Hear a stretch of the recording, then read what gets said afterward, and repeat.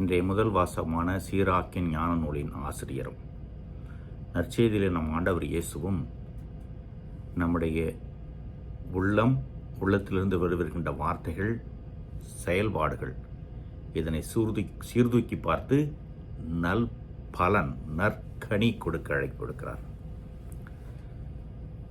நம் உள்ளத்தை ஆய்வு செய்து பார்க்கிற பொழுது அங்கே தவறுகளோ, பாவங்களோ, தீமையோ ஏதோ இருந்தால் அதை திருத்திக் கொள்ள வேண்டும். பிறகு பிறரை வழிநடத்தலாம். அதை தான் இயேசு சொல்கிறார், உன் கள்ளத்தில் இருக்கிற விட்டத்தை, மிகப்பெரிய விட்டத்தை எடுத்தெறிந்து விட்டு பிறருடைய கண்ணில் இருக்கிற துரும்பை எடு, பிறகு உனக்கு நன்றாக கண் தெரியும் என்கிறார். நல்ல கனிதரும் கெட்ட மரமில்லை, கெட்ட கனிதரும் நல்ல மரமில்லை. நம் உள்ளத்தை ஆய்வு செய்து பார்த்து கொண்டால் உள்ளத்தின் நிறைவேன்றே வாய் பேசும், செயல்பாடுகள் வரும், அங்கே நன்மை வெளிப்படும்.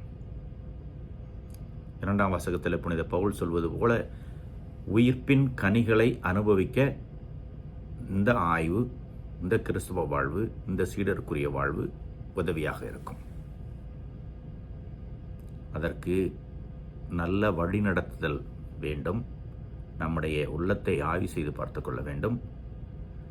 செயல்பாடுகளையும் கணித்து கொள்ள வேண்டும். முதல் வாசகத்தில் 2-3 உவமைகள் வழியாக அந்த ஆசிரியர் தெளிவாக்குகிறார். இயேசுனுடைய இந்த செய்தியை புரிந்து கொண்டால் ஒவ்வொரு நாளும் அல்லது அடிக்கடி நம்மையே நாம் ஆய்வு செய்து பார்த்து கொள்வோம். சரியான பாதையில் தான் போய் கொண்டிருக்கிறோமா? நம் உள்ளத்திலே ஒன்று வைத்துக்கொண்டு வெளியிலே ஒன்று பேசுகிறோமா?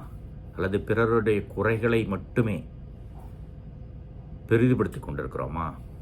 யார் எங்கே தப்பு செய்வார்கள் என்று அலைந்து அதனை பெரிதாக்கி ஊதி பல இடங்களிலே பேசி புரணி பேசி அதிலே மகிழ்ச்சி காண்கிறோமா?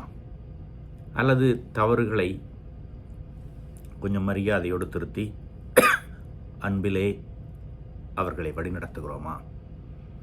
இப்படிப்பட்ட சுய ஆய்வு அடிக்கடி செய்து கொள்வது நம்முடைய சீடருக்குரிய வாழ்விற்கு இன்றியமையாதது. செய்வோம். இயேசுவின் சீடராக என்றுமே வாழ்வோம். இறைவன் என்று வாழ்த்து பெறுவாராக.